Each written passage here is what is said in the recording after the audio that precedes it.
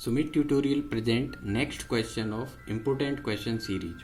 Important question series की next question में आप सभी लोगों का वेलकम है। आप देख पा रहे हैं in the given figure chord A B of the larger of the two concentric circles with center O touches the smaller circle at C, prove that AC is equal to CB। आपको ये proof करना है कि जो AC है वो CB के equal है और ये जो AB है वो लार्जर सर्कल के लिए तो कॉर्ड है, वेयर एज स्मॉलर सर्कल के लिए ये एक टेंजेंट है। मेरे प्यारे बच्चों, जैसे ही ये क्वेश्चन आया आप देख पा रहे हैं कि इस डायग्राम के अंदर पॉइंट ऑफ कॉन्टेक्ट C है और जो स्मॉलर सर्कल है और जो लार्जर सर्कल है उनका जो सेंटर है वो सेम है बिकॉज दे आर कॉन्सेंट्रिक और उनका सेंटर O है।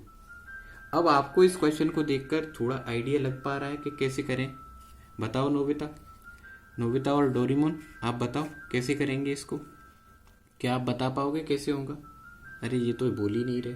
कोई बात नहीं है नोबिता और डोरेमोन, तुम पढ़ाई नहीं करते हो, तुम्हें थोड़ी सी पढ़ाई करनी चाहिए। तो मैंने आपको प्रीवियस कई क्लासेज में कई कॉन्सेप्ट्स में आपको ये बताया है कि आपको जब भी सर्कल का क्वेश्चन सॉल्व कर रहे हो तो आपको सेंटर को पॉइंट ऑफ कांटेक्ट से जोड़ देना चाहिए। आपको क्वेश्चन करने में 100% हेल्प होगी। आपको सेंटर से पॉइंट ऑफ कांटेक्ट को क्या करना है नोबिता? जोड़ देना है सर। क्या कर देना है? जोड़ देना है। अब डोरेमोन और नोबिता दोनों जान चुके हैं कि सेंटर से किसको जोड़ देना है? पॉइंट ऑफ कांटेक्ट को। इसके अलावा आपको एक छोटा सा टास्क और करना है कि जो लार्जर सर्कल है उसके कॉर्ड के एंड पॉइंट्स को भी जोड़ देना है। तो मेरे प्यारे बच्चों, जैसे ही आप इसको जोड़ेंगे तो OA और OB को भी आपको ज्वाइन करना होगा। सर ठीक है, ये तो हमने ज्वाइन कर दिए। अब इसके बाद आप दोनों बताओ क्या कर सकते हैं। तो अभी नोबिता और डोरेमोन आंसर कर रहे हैं इसमें कि सर ये जो पॉइंट ऑफ कांटेक्ट है और ये रेडियस से जब आपने ज्वाइन किया तो अकॉर्डिंग टू थ्योरम नंबर 10.1 ये एंगल 90 डिग्री का हो जाएगा। कितने डिग्री का हो जाएगा? 90 डिग्री का। वेरी गुड, आपने बिल्कुल सही आंसर किया। आप दोनों को ये आंसर कैसे पता चला? क्योंकि आपको ये कॉन्सेप्ट मालूम है, radius is perpendicular to tangent at point of contact. Point of contact. तुम दोनों ऐसे ही पढ़ने पर फोकस करते रहो, ऐसे ही आपके अच्छे मार्क्स आएंगे। और आप दोनों को अब मालूम चल गया है कि पॉइंट C पर बनने वाले एंगल 1 और 2 इन दोनों की ही वैल्यू क्या होगी? 90 डिग्री होगी। Well done my students. इसके बाद अब आप क्या कर सकते हैं, अब आपको देखा जा रहा है इसमें इस फिगर में हम देख सकते हैं कि OAC और OBC दो ट्राइंगल ड्रॉ हो रहे हैं और इन दोनों ट्राइंगलों में एक साइड का नेम है AC और दूसरी साइड का नेम है BC। मीन्स हमें जो सेक्शन इक्वल करने हैं वो दो डिफरेंट ट्राइंगल्स में आ रहे हैं।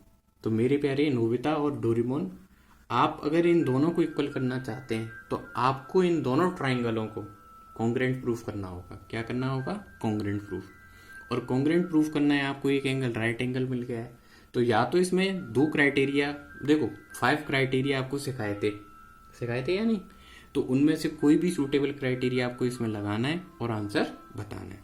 तो सबसे पहले आप क्या लिखेंगे? सबसे पहले आप एक पॉइंट और लिख दो। कंस्ट्रक्शन में आपने जो पॉइंट किए थे उनको और लिख दो। हो सकता है आप फिर भूल ही जाएं। तो आप इसमें लिख सकते हैं join OA, OB and OC। और इसके बाद जो आपको सेक्शन प्रूफ करना है वो सब चलता रहेगा, उसमें आप कंटिन्यूसली लिखते रहेंगे। आप लिखेंगे in triangle OAC and in triangle OBC we can write it as OA is equal to OB।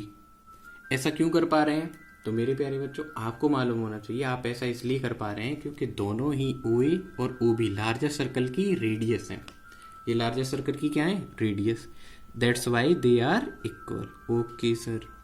OC देखो, OC सेक्शन को आप देखो, आप देख पा रहे हैं ये दोनों ही ट्राइंगलों में क्या आ रहा है? कॉमन आ रहा है। इसलिए ये भी क्या हो जाएगा? बोलो बोलो बोलो बोलो। तो आप बोलेंगे ये तो सर इक्वल ही हो जाएगा, दोनों सेक्शनों में कॉमन है। Very good.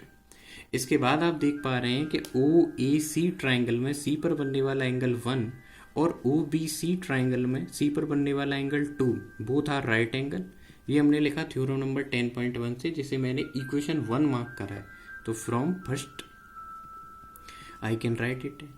अब देखो, अब मुझे थोड़ा सा एक छोटा सा डिसीजन लेना है कि इसमें जो रूल अप्लाई हो रहा है, इस क्वेश्चन को तो मैंने सॉल्व कर लिया है, लेकिन इसमें जो रूल अप्लाई हो रहा है उसके बारे में मुझे थोड़ी सी नॉलेज होनी चाहिए। तो देखो, सबसे पहले आप देखो, जो एंगल 1 है वो 90 डिग्री है, दैट मीन्स ये एक राइट एंगल है। जैसे ही राइट एंगल वर्ड तुम्हारे दिमाग में आएगा, तुरंत आपको आइडिया हो जाएगा कि RHS थ्योरम लग सकती है। क्या लग सकती है? RHS। राइट एंगल की अपोजिट साइड इसमें यूज हुई है, जिसे हम क्या बोलते हैं? हाइपोटेनियस। तो अब तो पक्का हम 100% कॉन्फिडेंट हो गए कि RHS ही लगेगी इसमें।